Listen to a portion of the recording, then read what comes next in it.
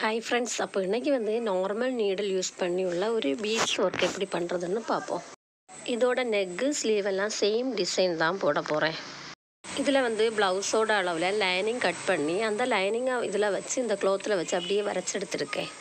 அப்படி வரைச்சி அந்த லைனுக்கு பக்கத்தில் கொஞ்சம் 1/4 இன்ச்சு தாண்டி ஒரு லைன் கூட அப்படியே வரைச்சி கொடுக்கலாம். அந்த லைன் வழியாக தான் நம்ம ஸ்டிச் பண்ண போகிறோம். இந்த ஒர்க் ஆல்ரெடி ஸ்டிச் பண்ண ப்ளவுஸ்லேயும் போடலாம். நான் ப்ளவுஸ் ஸ்டிச் பண்ணலை, அதனால தான் இப்படி வரைச்சி எடுத்திருக்கேன்.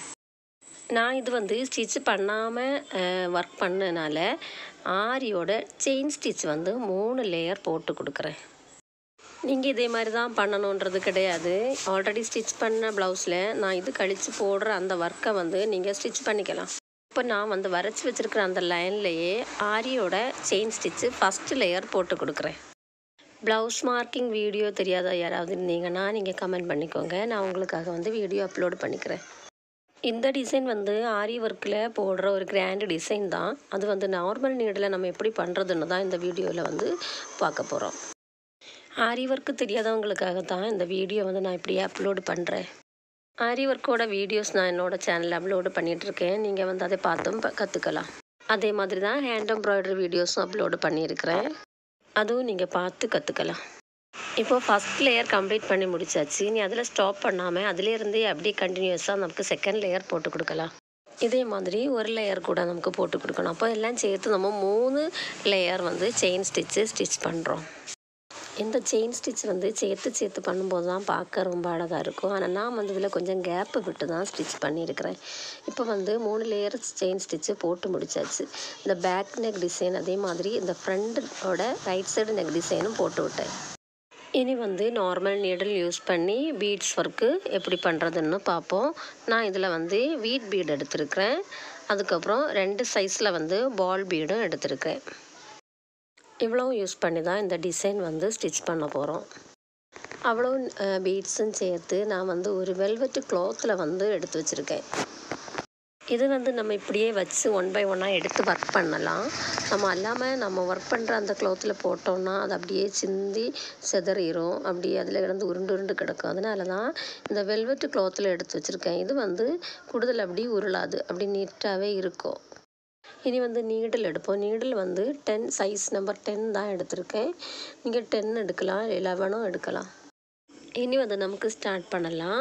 இப்போ முதல்ல இதில் ஸ்டார்ட் பண்ணதுக்கப்புறமா நான் முதல்ல ஒரு கொஞ்சம் பெரிய பீடு எடுக்கிறேன். அதுக்கப்புறமா சிறிய பீடு, அதாவது 3 mm 2 mm அந்த பால் பீடு தான் நான் அப்படி கோர்த்து கொடுக்குறேன். அப்படியே கோர்த்ததுக்கப்புறமா அதை அப்படியே இழுத்து நேராக பிடிச்சு வச்சதுக்கப்புறம் அப்படியே கீழ்ப்பக்கமாக ஸ்டிச் பண்ணி கொடுக்கணும்.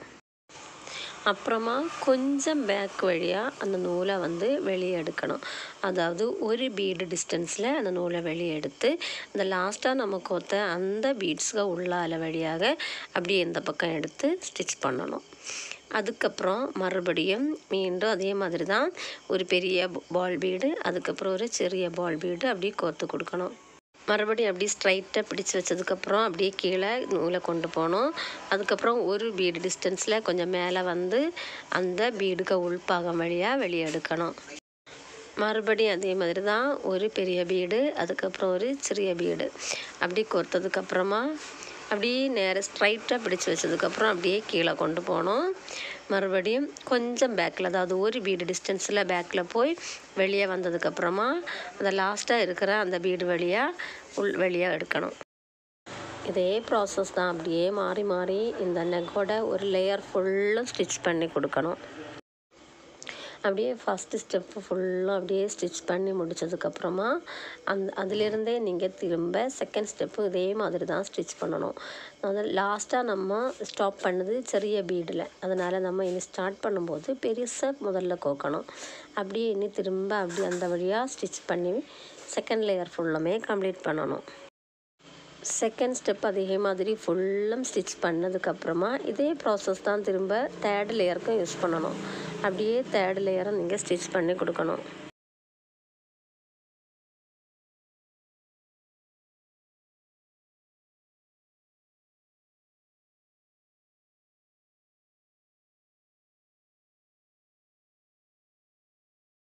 அப்படியே தான் தேர்ட் லேயரும் ஸ்டிச் பண்ணி முடிச்சாச்சு. இனி இதே மாதிரி புட்டா ஸ்டிச் பண்ணணும். அதை எப்படி ஸ்டிச் பண்ணணுன்றதை பார்ப்போம். இங்கே வந்து நான் 2 புட்டா ஸ்டிச் பண்ணியிருக்கேன். சேம் கேப்பில் வந்து ஸ்டிச் பண்ணணும். அதுக்காக நான் வந்து இந்த ஸ்மால் பீட்ஸ் வந்து 3 பீட்ஸ் கவுண்ட் பண்ணி விட்டுட்டு 4th பீட்ஸுக்கு பக்கத்தில் தான் அடுத்த புட்டாஸ் வந்து ஸ்டிச் பண்ண போகிறேன்.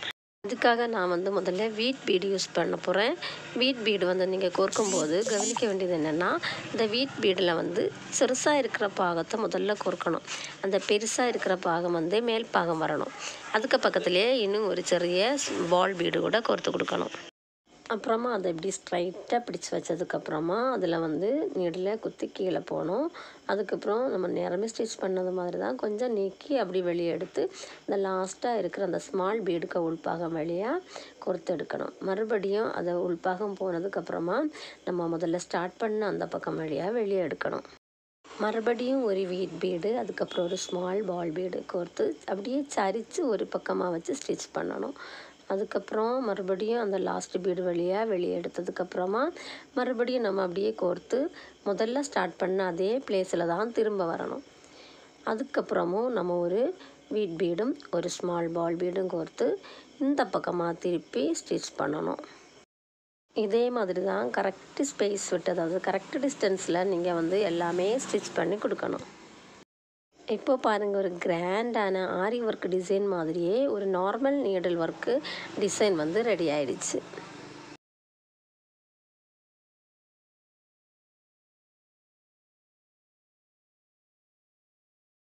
இதோட ஸ்லீவ்லையும் பாருங்கள், நான் இதே மாதிரி தான் ஸ்டிச் பண்ணியிருக்கேன்.